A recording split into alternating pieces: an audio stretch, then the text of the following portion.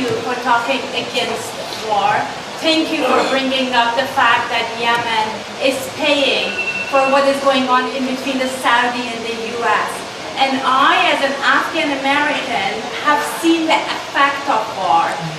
The Cold War that started in the 70s and 80s in between the Soviets and America, Afghans are still paying for it. All that being said, when you are talking about the fact that you are against war and you are against our foreign policies, I get very excited and I get very hopeful and I get tearful.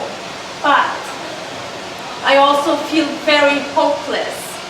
Why I feel hopeless? Because our system, our foreign policy is built in a way that we thrive when other people fail in the other part of the world.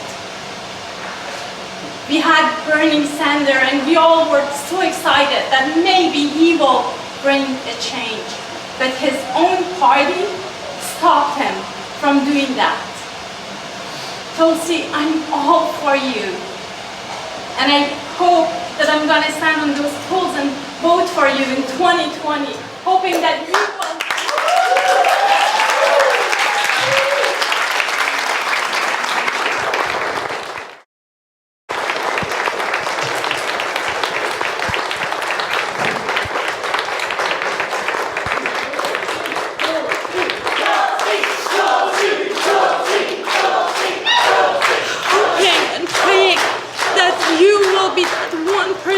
Who will make the change, who will bring the change, who will be the voice for the voiceless, who will be the person who can say that the war that we start here, the billions of dollars that we are spending on this war can go to our addicts, to the mental health, to our healthcare here in the States.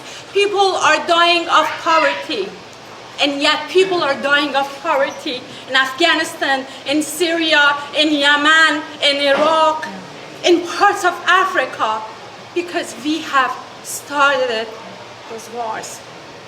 Tulsi, how are you going to fight your own party, our own Democrats?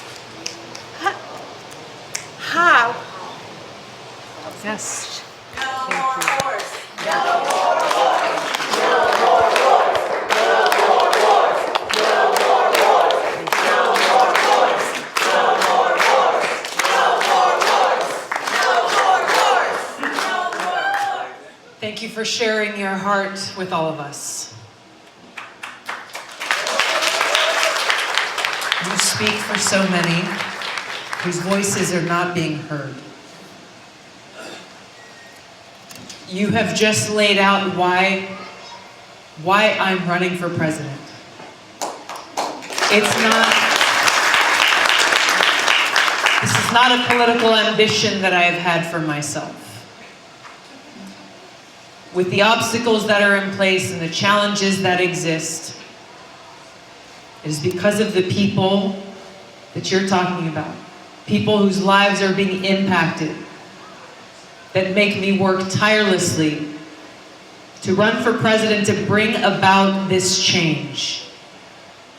We're not naive to the challenges that lay before us, or the obstacles that are placed ahead of us, or the smear tactics that are used against us. Yes, it's coming from within our own party. The most attacks I get are not from Republicans. They're from Democrats. They're from people in the mainstream media. They are from people in the foreign policy establishment that you're talking about. People who represent the interests of the military-industrial complex. But you know what? You know what? The answer to how we overcome this.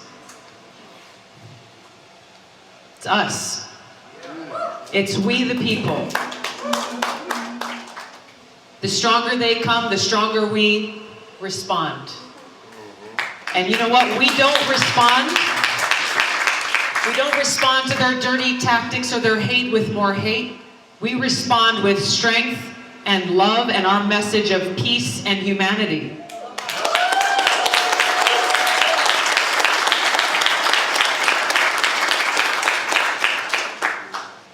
We cannot lose faith in the power that we hold within our own hands, our own feet, our own voices, and our hearts. It is only when we reclaim our own voices and our own power in dictating the change in this country that we need to make that we can be successful. People will get into a lot of conversations about political tactics and how do we win this race and who's going to beat Donald Trump.